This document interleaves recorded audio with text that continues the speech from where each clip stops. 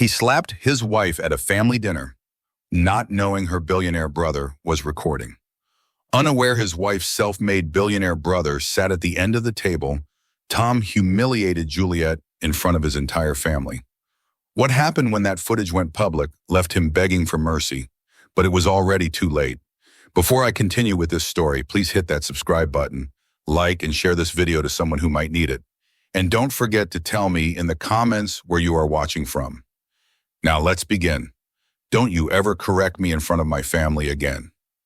Tom's voice was calm, controlled, almost conversational as he straightened his jacket and reached for his wine glass, like he'd just adjusted a painting on the wall. Like the sharp crack of his palm against Juliet's cheek hadn't just echoed through the candlelit dining room. Juliet stood frozen, one hand pressed to her face where the heat was already blooming beneath her skin. Her champagne-colored silk blouse, the one she'd ironed twice that morning, now felt suffocating. The chandelier above cast fractured light across the table where 16 crystal glasses caught and held the moment like witnesses. 32 eyes looked everywhere but at her. Tom's mother reached for the butter dish. His sister laughed nervously and said something about dessert. His father cleared his throat and asked if anyone had seen the game last Sunday. The conversation resumed like water flowing around a stone, smooth and practiced, as if the violence had been a minor interruption rather than a devastation. Juliet, darling, Tom's mother said without looking at her, perhaps you should check on the roast. Juliet felt her legs move automatically toward the kitchen. 22 years of marriage had taught her body to obey even when her mind went blank. 22 years of learning that peace meant swallowing words, that love meant endurance, that dignity required her to pretend this was normal. Actually, Tom continued, his tone light, almost cheerful now, I think Juliet understands her place now. Don't you, sweetheart? He said sweetheart the way someone might say servant. Juliet's throat closed. She wanted to speak, to scream, to run, but all she could manage was a small nod, the kind of nod she'd perfected over 2 decades, the kind that said yes and I'm sorry and please don't make this worse all at once. What Tom didn't know, what he couldn't have known, was that the man sitting quietly at the far end of the table, the one who'd barely touched his food all evening, had watched every second and recorded every frame. Martin sat with his phone face up beside his untouched wine glass, his expression unreadable behind dark-rimmed glasses. To Tom's family, he was just Juliet's brother from the city, the one who'd made some money in logistics or finance or something equally boring. They'd asked polite questions about his flight, they'd complimented his watch, they'd never bothered to Google his name. If they had, they would have discovered that Martin Reeves didn't just have money, he moved money. His logistics firms didn't just ship packages, they controlled supply chains for half the Fortune 500. His equity stakes weren't just investments, they were leveraged power in manufacturing, media, and technology sectors that shaped American commerce. But Martin had learned long ago that real power was quietest when worn invisibly. He'd also learned to wait. For 5 years, he'd bitten his tongue when Juliet called with increasingly hollow excuses. For 5 years, he'd respected her choice to handle things privately. For 5 years, he'd watched his brilliant, vibrant sister disappear into the background of her own life, like a photograph left too long in sunlight. Juliet had made him promise not to interfere. Let me live my life, she'd said. I'm not a child who needs protecting. So Martin had waited and watched. And tonight, when Tom's hand connected with Juliet's face in front of 16 witnesses who chose silence over decency, Martin's thumb tightened on his phone. The camera never wavered. Tom settled back into his chair and raised his glass. Now, where were we? Yes, I was just telling you about the promotion. Regional VP, they're giving me the entire Northeast Territory, which means relocations, bigger budget, real authority. His sisters murmured congratulations. His mother beamed. His father nodded approvingly and launched into a story about his own climb up the corporate ladder. Juliet remained standing near the doorway to the kitchen, her hand still pressed to her burning cheek. Something strange was happening inside her chest. Not panic, not even pain, but a terrible, clarifying numbness. Like Novocaine spreading through her nervous system, shutting down the parts of her that had learned to feel this as normal. She looked around the table at people she'd cooked for, cleaned for, accommodated for 22 years. Not one person met her eyes. Not one person asked if she was okay. They'd all made a choice, and that choice was Tom, except for one man who hadn't said a single word all evening. Martin stood slowly, his movements deliberate, the scrape of his chair against hardwood impossibly loud in the resumed chatter. Conversations faltered. Tom's sister stopped mid-sentence. Even Tom paused, wineglass halfway to his lips. "I think," Martin said quietly, "that's enough." Tom's eyes narrowed. "Excuse me?" "You heard me." Martin's voice was still soft, but something in it made the temperature in the room drop. "I think that's enough." Tom laughed once, short, dismissive. "Martin, this is a family matter. If Juliet had a problem with being corrected, she would say so. Wouldn't you, Juliet?" Every eye turned to her. The old Juliet would have nodded, would have apologized, would have walked to the kitchen and returned with dessert and a smile that said, "Everything's fine." But this Juliet just stood there, silent, hand pressed to her cheek, feeling something crack open inside her that had been sealed shut for too long. Martin picked up his phone. The screen glowed blue-white in the candlelight. "What are you doing?" Tom asked, his tone shifting from dismissive to suspicious. Martin's thumb moved across the screen with practiced precision. 3 taps. 4. A confirmation chime that seemed to echo. "Making sure," Martin said calmly, "that you can never pretend this didn't happen." Tom frowned, not understanding yet. "What are you talking about?" Martin looked at his sister, really looked at her, for the first time since the slap. And in that look, Juliet saw something she hadn't seen in 5 years. Someone who believed her without her having to say a word. "Come with me, Juliet," Martin said softly. Tom stood abruptly, his chair screeching backward. "She's not going anywhere." Martin finally turned his full attention to Tom, and the room changed. "You don't get to decide that anymore." Tom's face flushed red. "You think you can threaten me? In my own home? This is my wife, my family, my—" "Your wife," Martin interrupted, his voice still impossibly calm, "is my sister, and you just committed assault in front of witnesses." "Assault?" Tom laughed, but it sounded thin now, uncertain. "It was a tap." She was being dramatic. "Everyone saw. She's fine." "Everyone saw," Martin agreed, "including this." He turned his phone around. The video played on a loop, crystal clear in high definition.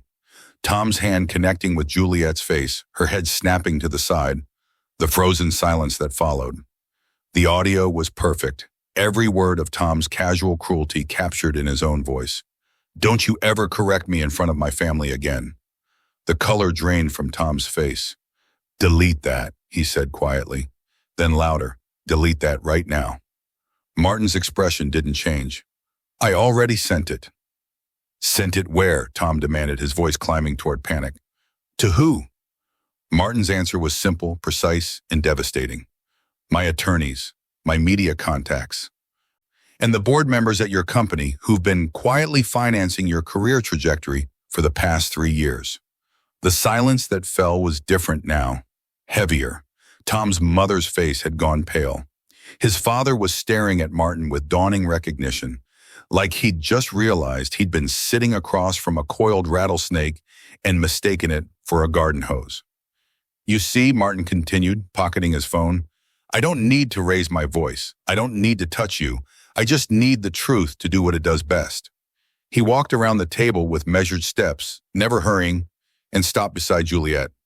He removed his suit jacket, charcoal gray, still warm from his body, and draped it gently around her shoulders. The jacket smelled like cedar and the cologne he'd worn since she was a teenager. The scent unlocked something in her chest, and suddenly she was 12 years old again, being picked up from her first day of middle school, Martin asking if anyone had been mean to her, his voice fierce and protective. "I'm sorry," Juliet whispered, her voice breaking. "You were right. You tried to warn me, and I—" "Shh." Martin's hand was gentle on her shoulder. "We'll talk later. Right now, I need you to walk outside with me. Dr. Patel is waiting in my car. She's going to check that you're okay." "But Tom, well what?" Martin asked, his voice still soft but threaded with something that made Juliet's spine straighten. "Do you think I'm afraid of Tom?" Tom's mouth opened, but no sound came out. For the first time in 22 years, Juliet watched her husband fumble for words and find none. Martin guided her toward the door, his hand steady at her elbow. As they passed the table, Tom's father started to speak, then thought better of it. Tom's mother looked away. His sisters studied their plates like they held the secrets of the universe. At the doorway, Juliet paused and looked back one final time. Tom stood frozen by his chair, his face ashen, his hands trembling slightly at his sides. His family sat in silence around him. The celebration dinner, now a crime scene. The promotion that was supposed to be toasted, now tainted by what everyone had seen and chosen to ignore. Until someone made it impossible to ignore. Juliet felt something unfamiliar wash through her then. Not quite relief, not quite hope, but something close. Something that felt like the first breath after being underwater too long. She turned and walked out, leaving behind 22 years of learning how to disappear. Behind her, in the sudden, suffocating quiet of that dining room, Martin's words hung in the air like smoke. You don't get to decide that anymore. The dinner was supposed to celebrate Tom's promotion. His parents had flown in from Portland. His sisters had driven up from Connecticut. The table gleamed with silverware Juliet had polished that morning, and every dish, the roast, the potatoes, the green beans almondine, the chocolate torte cooling on the counter, had been made by her hands. She had married Tom 22 years ago, back when he'd had ambition but no power, charm but no cruelty, back when she'd believed marriage meant endurance, that love required patience, that dignity sometimes lived in silence. Her friends had worried. Her brother had warned her. Martin had warned her the most, but Juliet had chosen peace over conflict. She had chosen marriage over family. And slowly, so slowly she hadn't noticed it happening, she had disappeared into the background of her own life. Tonight was supposed to be no different, until it was. 22 years ago, Tom had recited poetry in a coffee shop. Juliet remembered the exact moment she fell in love with him, the way he'd looked up from his worn copy of Neruda, caught her watching from across the room, and smiled like she was the only person in the world who mattered. He'd been a graduate student then, working double shifts to pay for his MBA, his shirt collar slightly frayed, his ambition burning so bright it warmed everyone near him. You see me, he'd told her on their third date, taking her hand across a table sticky with spilled beer. Really see me, not what I am now, but what I could become. She had seen him, and she'd wanted more than anything to be part of that becoming. Her friends at the marketing firm where she worked had called her lucky. Tom was handsome, driven, attentive in ways that made other women jealous. He brought her flowers on random Tuesdays. He called her during his lunch breaks just to hear her voice. When she introduced him to Martin's business contacts, executives and investors who could open doors Tom had been throwing himself against for years, he'd kissed her forehead and whispered, "You're saving my life." She'd believed him. The shift happened so gradually she couldn't pinpoint when charm became control. It started with concern. That dress is beautiful, but maybe something more conservative for my company dinner? And I love your friends, but they're so loud. Do we have to see them every weekend? And your brother intimidates people, Juliet. Maybe don't mention his success so much. It makes me look small. She'd thought she was being considerate, mature, a good partner. By their 5th anniversary, she'd stopped wearing colors Tom said were too attention-seeking. By their 10th, she'd lost touch with college friends who didn't understand marriage. By their 15th, she'd learned that keeping Tom happy meant keeping herself quiet, small, manageable. Martin had seen it happening. Of course he had. He's isolating you, her brother had said over lunch 3 years into the marriage, his voice careful but firm. You don't see your friends anymore. You quit them all you loved. You apologize for things that aren't your fault. I'm building a marriage, Juliet had replied, defensive. That requires compromise. Compromise goes both ways. Martin had leaned forward, his eyes searching hers. When was the last time Tom compromised for you? She couldn't answer, so she changed the subject. The warnings continued over the years, each one gentler than the last, as if Martin knew that pushing too hard would only drive her further away. And he'd been right. Every time he questioned Tom's behavior, Juliet felt herself defending her husband more fiercely, needing to prove that her choice had been right, that her sacrifice meant something. Let me live my life, she'd finally told Martin at a tense family dinner when she was 38. I don't need protecting. I need support. Martin had gone quiet after that too. He'd stopped warning, stopped questioning. He'd simply remained present. A phone call every Sunday, a birthday card that always arrived on time, an invitation to coffee that she usually declined because Tom had plans for them. She thought Martin's silence meant acceptance. She'd been wrong. It had been strategy. Now, in Martin's car with Dr. Patel gently examining her cheek, Juliet sat wrapped in her brother's jacket and tried to remember who she'd been before Tom. There had been a woman once who laughed too loudly at parties, who wore red lipstick to job interviews, who argued passionately about art and politics and whether pineapple belonged on pizza. A woman who'd stood up to her college professor when he'd graded her unfairly, who'd backpacked through Europe alone at 23, who'd believed her voice mattered. What had happened to her? No, Juliet knew what had happened. She'd traded that woman for peace, for stability, for the illusion that endurance was the same as strength, that silence was the same as wisdom. She'd called it love. Tom had called it training. Dr. Patel's voice pulled her back to the present. The swelling will go down in a few days, no permanent damage physically. A pause, weighted with meaning. But I'd like to talk about next steps for your safety. Safety, such a small word for such an enormous absence. Juliet looked out the car window at the house she'd lived in for 18 years. Through the dining room window, she could see Tom's silhouette pacing, his hands gesturing sharply. His family had left. She'd watched them file out quietly, avoiding eye contact, complicit in their silence. Her hand moved to her cheek, fingers tracing the heat still blooming there. But the question burning in her mind wasn't about Tom. It was about herself. When did I stop believing I deserved better? And more terrifying, what if I still don't believe it? Martin sat in the driver's seat of his Mercedes, phone in hand, and watched the video for the 7th time. He didn't need to watch it again. The image was already burned into his memory. Tom's hand connecting with Juliet's face, the crack of palm against skin, the way his sister's head had snapped to the side while 16 people chose their comfort over her dignity. But Martin had learned long ago that emotion made poor decisions. So he watched it again, clinical and detached, noting the timestamp, the clear audio, the undeniable evidence of what his brother-in-law had done in front of witnesses who'd pretended not to see. In the back seat, Dr. Patel spoke softly to Juliet. Martin kept his eyes on the screen, giving them privacy, but every muscle in his body was coiled tight with a rage he'd been banking for 5 years. 5 years of biting his tongue. 5 years of respecting boundaries he'd wanted to demolish. 5 years of watching his brilliant, vibrant sister shrink into someone who apologized for taking up space. Martin had built his first company at 26 with money borrowed from friends and a logistics algorithm he had written in his college dorm room. By 30, he'd sold it for enough money to never work again. But he'd kept working anyway, kept building, kept acquiring, because ambition wasn't something he could turn off. By 43, he didn't just have wealth, he had infrastructure. His companies moved goods across continents. His investments shaped markets. His network included senators and CEOs and people who understood that real power was exercised quietly, strategically, and only when necessary. He'd never used that power for personal matters. Until tonight.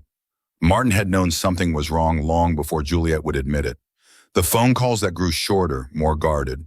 The way she'd stopped mentioning her own interests, her own opinions, as if she'd forgotten she was allowed to have them. The excuses, always the excuses for why she couldn't visit, couldn't meet for coffee, couldn't attend family events without Tom's permission. Let me live my life, she'd said. So he had stepped back, not because he agreed, but because forcing protection on someone who didn't want it was just another form of control. He'd learned that lesson from their father, a good man who'd loved too loudly and pushed too hard until their mother had learned to simply shut down rather than fight. Martin had promised himself he'd never repeat that mistake, but he'd also promised himself that he'd be ready when Juliet finally needed him. The dinner invitation had come 3 weeks ago, Tom's promotion celebration, mandatory attendance. Martin had almost declined. These performances exhausted him. Watching Tom play the magnanimous husband while subtly diminishing Juliet with every sentence. Then Juliet had called personally. Please come, she'd said, her voice small. I know you and Tom don't, but it would mean a lot to me. To have you there. Something in her voice had sounded like a lifeline being thrown. So Martin had come, and he'd watched. He'd watched Tom interrupt Juliet mid-sentence, watched him correct her pronunciation of a French wine she'd researched specifically for this dinner, watched him make a joke at her expense that his family had laughed at while Juliet's smile never reached her eyes. He'd been recording when she gently contradicted Tom about the dates of his promotion. A small correction, factually accurate, delivered with the careful politeness of someone who'd learned that speaking truth required apology. The slap had been inevitable. Martin had seen it building in Tom's jaw, in the way his fingers had tightened around his wineglass, in the calculated cruelty that came when a man felt his authority questioned. Martin had kept the camera steady. Now in the quiet of his car, he opened his contacts. His attorney, Marcus Chen, answered on the first ring. I'm sending you a video, Martin said. I need you to document it legally. Timestamps, metadata, chain of custody. Then I need you to prepare divorce papers. Full asset protection for my sister. Restraining order, drafted and ready to file. Martin, it's almost midnight. I know what time it is. A pause, then, how bad? Assault. Witnesses, clear audio. Marcus exhaled slowly. Send it. I'll have everything ready by morning. Martin's thumb hovered over the send button. Once he did this, there was no going back. Tom would know. His family would know. And Juliet would have to face the truth she'd been avoiding for 2 decades. But Martin had spent 5 years respecting his sister's choices. Tonight, he'd witnessed those choices nearly destroy her. He pressed send. The file uploaded in seconds, 38 seconds of crystal-clear video that would dismantle a marriage and expose a man who'd hidden behind respectability while committing casual cruelty. Martin sent it to 3 more contacts: his media strategist, his head of security, and the private investigator he'd kept on retainer for the past 6 months. Because Martin hadn't just been watching tonight, he'd been preparing. His phone buzzed. Marcus, received. Jesus Christ, Martin, this is airtight. Martin typed back, that's the point. In the back seat, Juliet had gone quiet. Martin caught her reflection in the rearview mirror, her hand still pressed to her cheek, her eyes distant and devastated. Martin? Her voice was barely a whisper. He turned to look at her fully. I'm here. What happens now? Martin's answer was careful, honest. That depends on what you want to happen. I don't know what I want, Juliet said, and she sounded lost in a way that broke something in his chest. I don't know who I am without him. Then we'll figure that out, Martin replied. But first, we make sure he can never touch you again. Juliet's eyes filled with tears. You recorded it. I did. You were waiting for this. Martin held her gaze. I was waiting for you to be ready. Tonight just moved up the timeline. His phone buzzed again. His security chief. Say the word and I'll have someone at the house. Martin looked back at the home where his sister had spent 18 years learning to disappear. He typed, give me 12 hours. Then we move. Tom poured himself a scotch at 11:47 p.m. and told himself he'd handled things perfectly. The house was finally quiet. His parents had left shortly after Martin and Juliet, mumbling something about an early flight. His sisters had followed, their goodbyes rushed and uncomfortable. Even his father, who'd always told him that a man needed to maintain authority in his home, had looked at him strangely before walking out. But they'd all left, which meant they'd accepted it, which meant everything would return to normal by morning. Tom took a long drink and replayed the evening in his mind, editing it into something more palatable. Juliet had been correcting him, publicly, in front of his family, undermining him at his own celebration dinner. He'd simply reminded her of boundaries. A tap, really, barely even contact. She'd always been dramatic, prone to exaggeration. His phone sat silent on the kitchen counter. Juliet hadn't called, hadn't texted. Martin had probably taken her to some hotel, let her cry it out, convince herself she'd been wronged. By tomorrow, she'd be apologizing. That's how it always went. She'd push back, he'd respond, she'd realize she'd overreacted. 22 years of marriage had established patterns. This was just another cycle. Tom finished his scotch and poured another. His phone buzzed. Finally, but it wasn't Juliet. Roger Pemberton, 11:51 p.m. Tom, we need to talk. Call me first thing tomorrow. Roger was the senior VP who'd championed Tom's promotion. Why was he texting at midnight? Tom frowned, typed back, "Of course. Everything okay?" Three dots appeared, then disappeared. No response. Strange but not alarming. Probably some administrative detail about the new role. Tom set his phone down and moved to the living room, loosening his tie, trying to recapture the triumphant feeling he'd had before Juliet had ruined everything. The night had been perfect until she'd opened her mouth.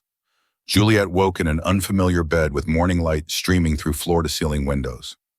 For 3 disoriented seconds, she didn't remember where she was. Then it came back. Martin's penthouse apartment downtown, the guest room he'd prepared while she'd sat numbly in Dr. Patel's office. The sound of her brother on the phone making arrangements she was too exhausted to question. Her cheek still ached. She touched it gently, feeling the tenderness, the physical proof that last night had actually happened. Her phone sat on the nightstand, powered off. Martin had suggested she keep it that way. Just for today, he'd said, give yourself space to think. Space. When was the last time she'd had space that wasn't measured by Tom's mood, Tom's schedule, Tom's needs? A soft knock. Juliet, you awake? Yes. Martin entered carrying a tray, coffee, toast, fruit. He set it on the side table and sat in the chair by the window, giving her distance, respecting even now her need for autonomy. How are you feeling? Juliet considered the question. How was she feeling? Numb, terrified, strangely calm, like she'd been holding her breath for 22 years and had finally accidentally exhaled. I don't know, she said honestly. Martin nodded. That's fair. Dr. Patel wants to see you again this afternoon, just to check in. Martin, I can't afford, I'm handling it. I don't want you to. Juliet, his voice was gentle but firm. Let me help, please. She looked at her brother, really looked at him. The expensive suit jacket draped over the chair, the watch that cost more than her car, the quiet confidence that came from building something real rather than performing success. You recorded it, she said. You knew what he was, and you were ready. Martin's expression didn't change. I knew what I was seeing. I didn't know when it would matter. What happens now? Marcus Chen, my attorney, has documented everything. We have a restraining order ready to file, divorce papers prepared. But Juliet, none of this happens unless you want it to. This is your choice. Your choice. When was the last time someone had given her that? I need to go home, Juliet said. Get some clothes, my things. I'll take you, but not alone. She wanted to argue to prove she didn't need protection. But the thought of facing Tom by herself made her throat close.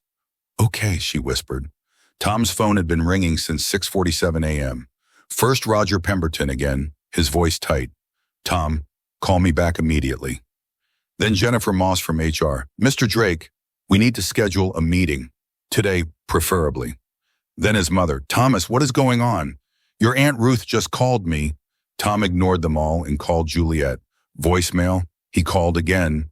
Voicemail. 15 times, each call going straight to that automated voice that made his jaw clench. Where was she? He texted, we need to talk, come home. No response. He tried Martin's number. It rang once. Then, Tom, where's my wife? Safe. I want to talk to her. That's not happening. Tom's hand tightened around his phone. You can't keep her from me.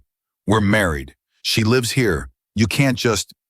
Actually, Martin said, his voice maddeningly calm, I can, and I am. If you want to speak to Juliet, you'll do it through attorneys. Attorneys? Jesus Christ, Martin, are you serious? It was a family disagreement. She's being... If you say dramatic, this conversation is over. Tom stopped. Something in Martin's tone made the hair on his neck prickle. What did you do? Tom asked slowly. I documented the truth. What happens next depends entirely on you. The line went dead.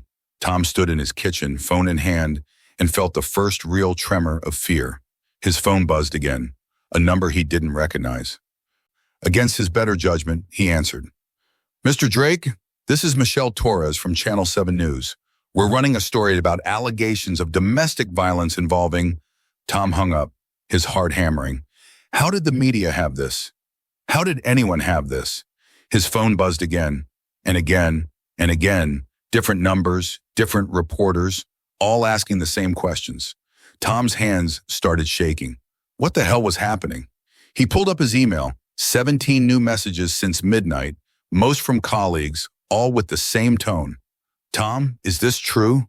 And we need to discuss this situation, and perhaps we should postpone the transition. Tom's vision blurred at the edges. This wasn't supposed to happen. Juliet was supposed to come home. His family was supposed to forget. Everything was supposed to return to normal. But the phone kept ringing, and somewhere in the city, his wife wasn't answering. And for the first time in 22 years, Tom realized he might not be in control. The video went public at 9:17 a.m. on a Tuesday. Not viral, not sensational, just quietly posted to a private media platform used by corporate boards, HR departments, and legal teams across the Northeast. No commentary, no editorialization. Just 38 seconds of crystal clear footage with a timestamp and witness list attached. By 9:45, Tom's promotion was under review. By 10:30, his company email was disabled, pending investigation. By noon, the silence was deafening. Tom sat in his home office, phone clutched in his white-knuckled hand, watching his career disintegrate in real time. The calls had stopped coming. That was somehow worse than the barrage, the sudden, suffocating quiet where admiration used to be. Roger Pemberton had sent one final text. Tom, the board has made a decision. We'll discuss your exit package next week. I'm sorry. Exit package, not transition plan, not new role logistics. Exit. Tom dialed Roger's number. Voicemail. He tried Jennifer Moss. Voicemail. He tried the CEO's assistant, who he'd had drinks with just last month. Mr. Drake, I'm sorry, but Mr. Harrison isn't available. When will he be available? A pause that spoke volumes. I'm not sure. I'll have him return your call. They both knew that call would never come. Tom's doorbell rang at 1:15 p.m. He answered it expecting reporters, lawyers, someone he could yell at. Instead, he found his mother standing on the porch, her face drawn and older than he'd ever seen it. Mom, thank God. You have to help me explain. I'm not here to help you, Thomas. Her voice was flat, exhausted. I'm here because your wife deserves an apology I know you'll never give her here. Tom blinked. What? I watched that video. Your father watched it. Your sisters watched it. She looked at him like she was seeing a stranger. We all saw what you did, what we let happen in our own dining room. It wasn't, Mom, you were there. She was correcting me, undermining. She corrected a date, Thomas. You hit her for stating a fact. The words hung between them like a verdict. I'm not proud of what I did, Tom said, shifting tactics, softening his voice the way he'd learned worked on juries, on clients, on Juliet. I lost my temper. It won't happen again. I just need Juliet to come home so I can apologize properly. You think an apology fixes this? His mother's laugh was bitter. Your wife is terrified of you. She's been terrified for years, and we all looked the other way because it was easier than confronting you. That's not true. Don't. She held up her hand. Don't lie to me the way you have been lying to yourself. I'm ashamed, Thomas. Ashamed of you and ashamed that I let it get this far.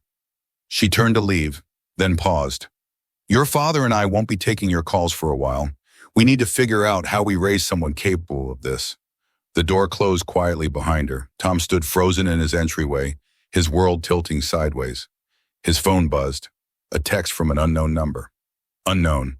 1:47 p.m. Tom, this is Marcus Chen, Martin Reeves' attorney. Mr. Reeves would like to meet with you. Today. 3 p.m. The address below is our office. Come alone.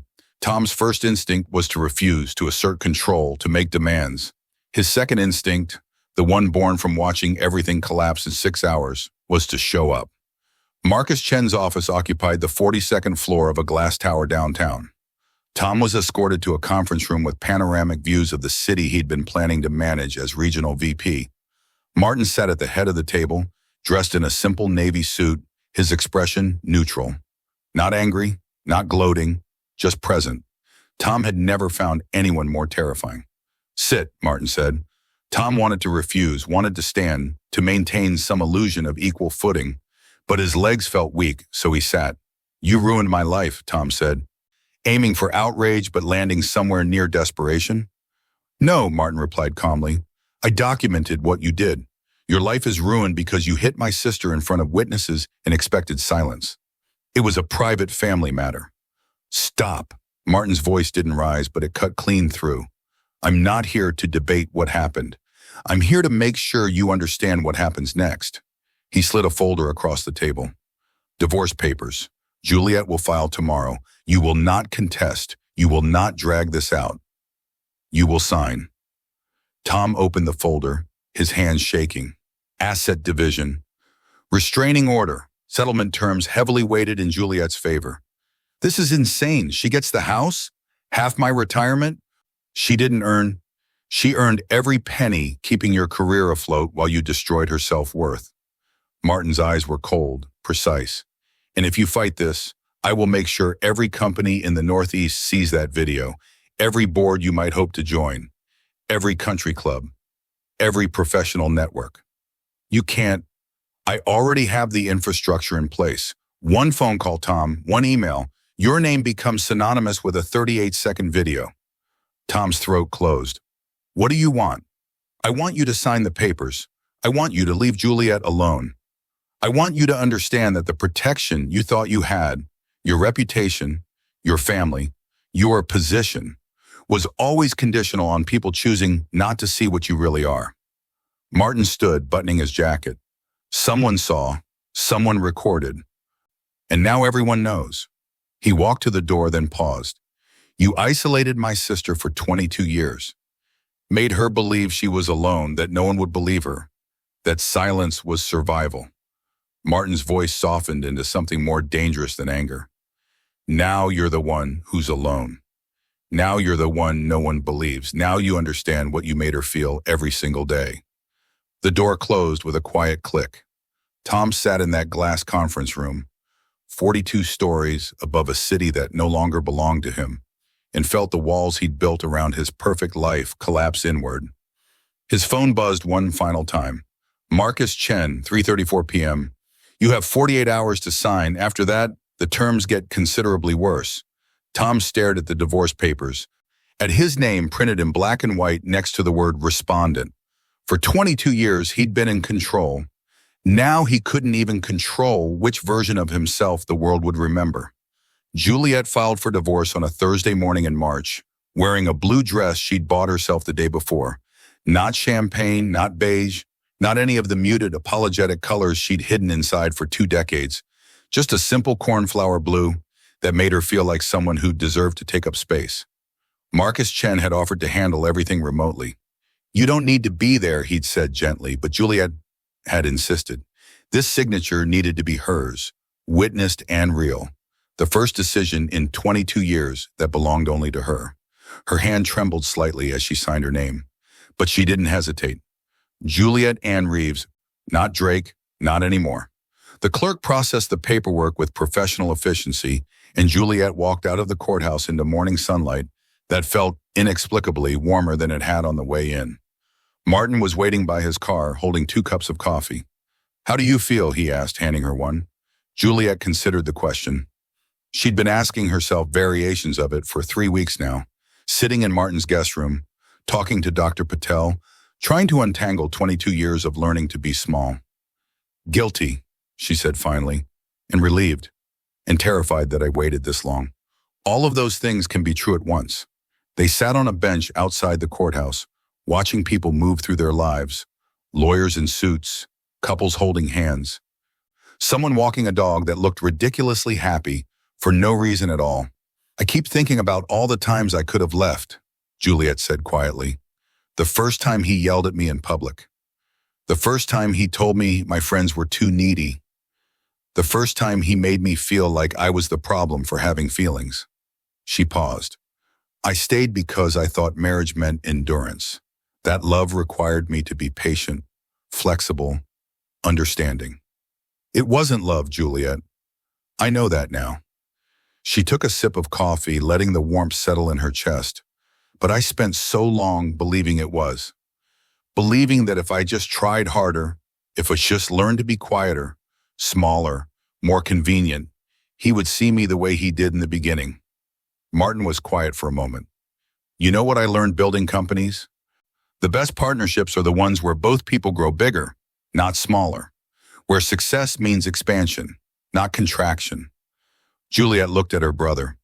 When did you get so wise? I made a lot of expensive mistakes before I figured it out. He smiled faintly. Turns out the same principles apply whether you're building a business or building a life. I'm 61 years old, Juliet said, and her voice cracked slightly. I wasted 2 decades. What if it's too late to— It's not. Martin's voice was firm. Mom didn't go back to school until she was 57, remember? She said it was the scariest thing she'd ever done, starting over when everyone else seemed so far ahead. Juliet did remember. Their mother, brave and uncertain, carrying textbooks to night classes, proving that reinvention had no expiration date. She was terrified, Juliet whispered. She was, and she did it anyway. 3 days later, Juliet agreed to a brief statement through Marcus Chen's office. Not an interview. A video, not a press conference. Just a few sentences released to the media outlets that had been covering the story with increasing intensity. Marcus had read it aloud in his conference room, making sure she was comfortable with every word. For 22 years, I believed that silence was strength and endurance was love. I was wrong. I'm grateful to have family who reminded me that protection is not control and that it's never too late to choose yourself.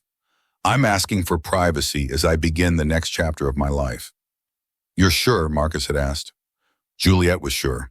The statement went out that afternoon. Within hours, messages flooded Martin's office, from women who saw themselves in Juliet's story, from advocacy groups offering support, from strangers who wanted her to know she wasn't alone. Dr. Patel showed her some of them during their session the following week. I left after 30 years. Reading your story gave me courage. My daughter is in a marriage like yours. I'm sending her this article. Thank you for speaking up. You saved someone today.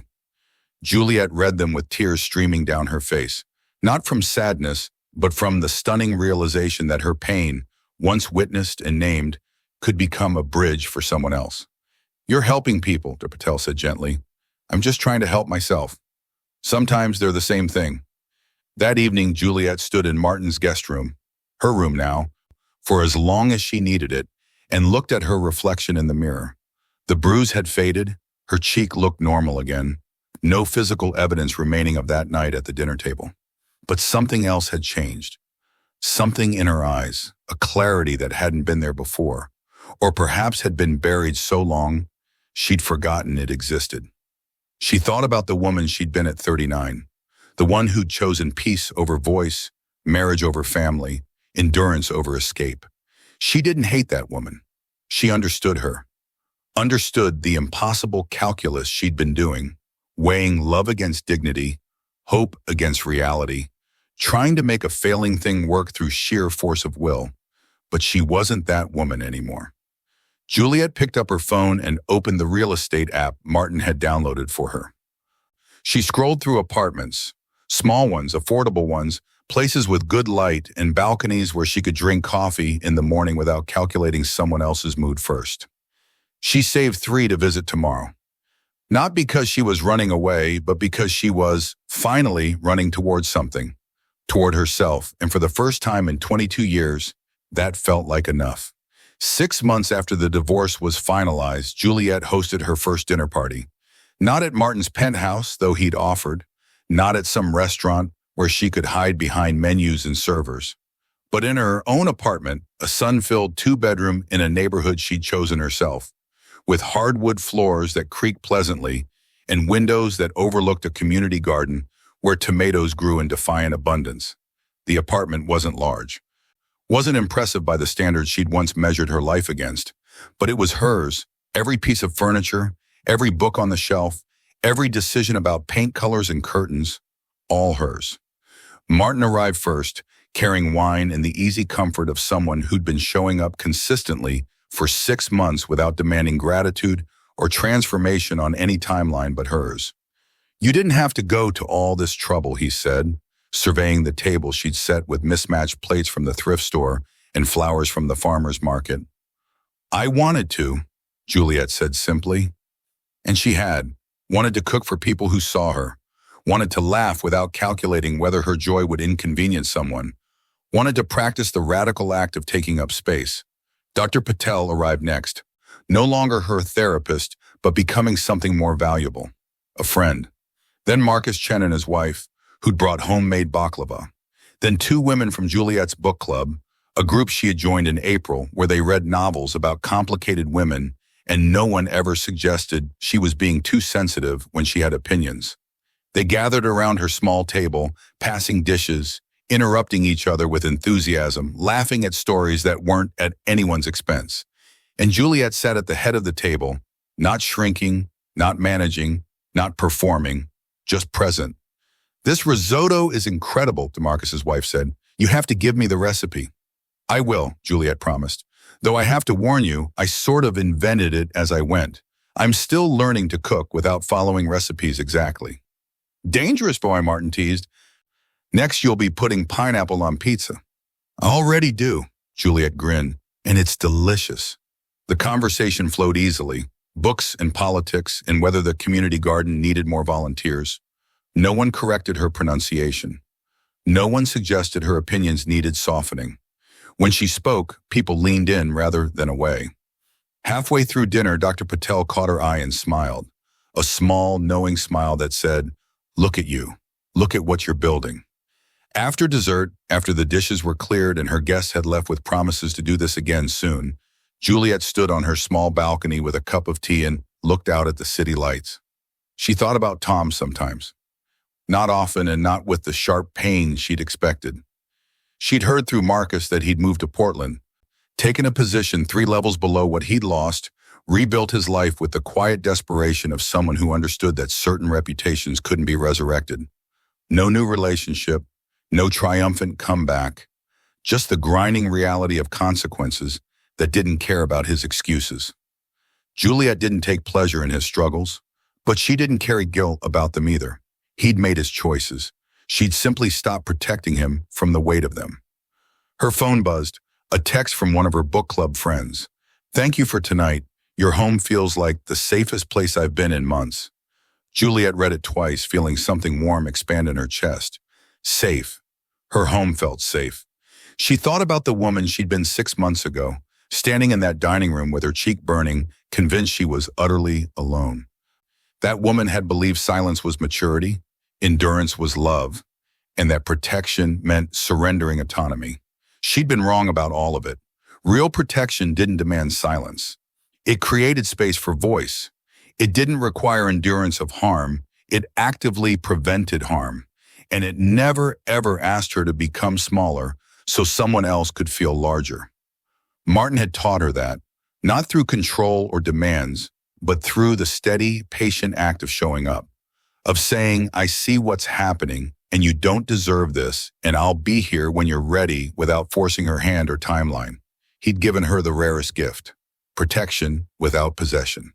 The slap itself had faded from her daily thoughts. The bruise had healed weeks ago. But what remained was the clarity it had forced, the undeniable moment when pretending became impossible, when the truth of her marriage crystallized into something she could no longer unsee. It wasn't the slap that had saved her. It was what came after. The recording, the witnessing, the irrefutable documentation that said this happened, this matters, you are not imagining it. Someone had seen her. That had made all the difference. Juliet finished her tea and went back inside, where her apartment glowed with lamplight and the lingering warmth of people who'd chosen to be there. She caught her reflection in the hallway mirror. 61 years old, hair graying at the temples, laugh lines deeper than they'd been 6 months ago. She looked tired. She looked uncertain about what came next. She looked free. 3 weeks later, Juliet started volunteering at a women's shelter. Not as a counselor, she wasn't qualified for that, but as someone who could sit with women in the messy middle of their stories and say, "Truthfully, I understand. I've been there, and there is a way through." She brought practical things, donated clothes, grocery gift cards, information about housing resources. But mostly she brought presence, the kind of witnessing she'd needed most. Someone who believed without demanding proof, who supported without controlling, who understood that leaving was both terrifying and necessary, and never as simple as people who'd never done it seemed to think. On her third volunteer shift, a woman named Claire sat across from her, clutching a cup of coffee with shaking hands. "I'm 63, Claire said quietly. "Everyone says I waited too long, that I should have left decades ago." Juliet reached across the table, not touching, but close enough that the gesture registered. "You're here now," she said. "That's what matters." Claire's eyes filled with tears. "Is it really not too late?" Juliet thought about her apartment with the creaking floors, about dinner parties with mismatched plates, about mornings where she woke up and didn't immediately calculate someone else's mood, about the terrifying, exhilarating work of learning who she was when no one was telling her who to be. "No," Juliet said, her voice steady and sure. "It's not too late. It's never too late to choose yourself." That evening, Juliet returned to her apartment and found Martin waiting in the hallway, holding takeout from the Thai place she'd mentioned liking. "You didn't have to," she said, but she was smiling. "I wanted to." They ate on her balcony, watching the sun set over the city, not saying much because they didn't need to. "Thank you," Juliet said finally, "for that night, for recording, for seeing what I couldn't." Martin was quiet for a moment. "I didn't save you, Juliet. I just made sure you had evidence when you were ready to save yourself. That's protection without control." "That's just love," Martin said simply.